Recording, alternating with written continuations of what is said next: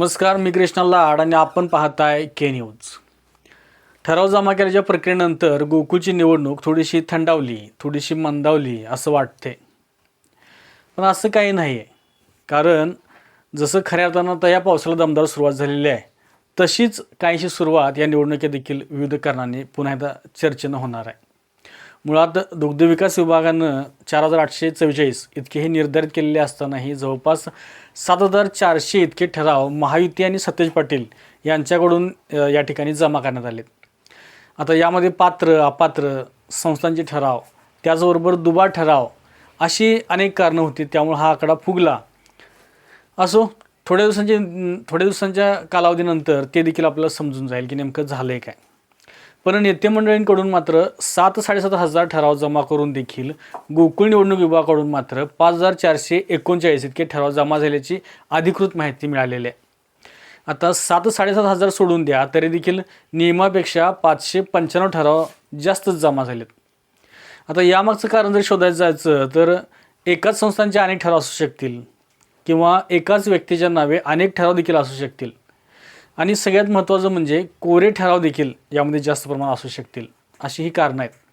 आता ह्या कारणांचा जर अभ्यास केला तर ठरावधारक आणि नेते मंडळींना खुश करण्यासाठी, म्हणजेच मी माझ्या नेत्यासाठी किती ठराव जमा केल्यात हे दाखवण्यासाठीच हे असं झाल्याची शक्यता आहे.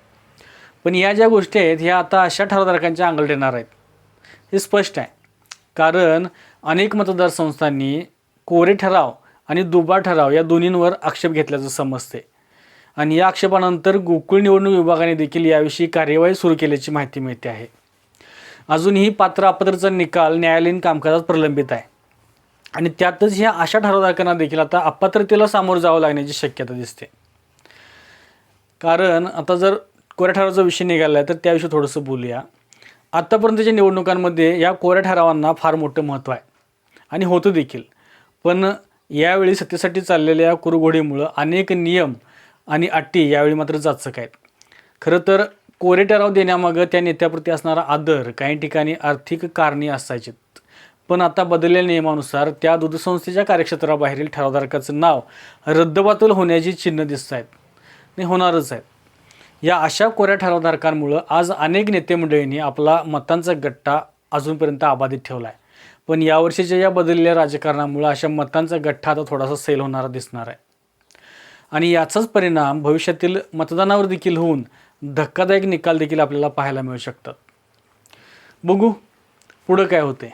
पण तुर्तास तरी अनेकांनी घेतलेल्या आक्षेपांमुळं आणि निवडणूक विभागाने याविषयी कार्यवाही करण्याचे निर्देश दिल्यामुळं अशा ठरावधारकांचं धाबं चांगलंच जण आणल्यात. आता याविषयी निवडणूक विभागाकडून होत असलेल्या कारवाईच्या अपडेट्स जसे आम्हाला मिळतील तसे आम्ही आपल्याला देत राहू.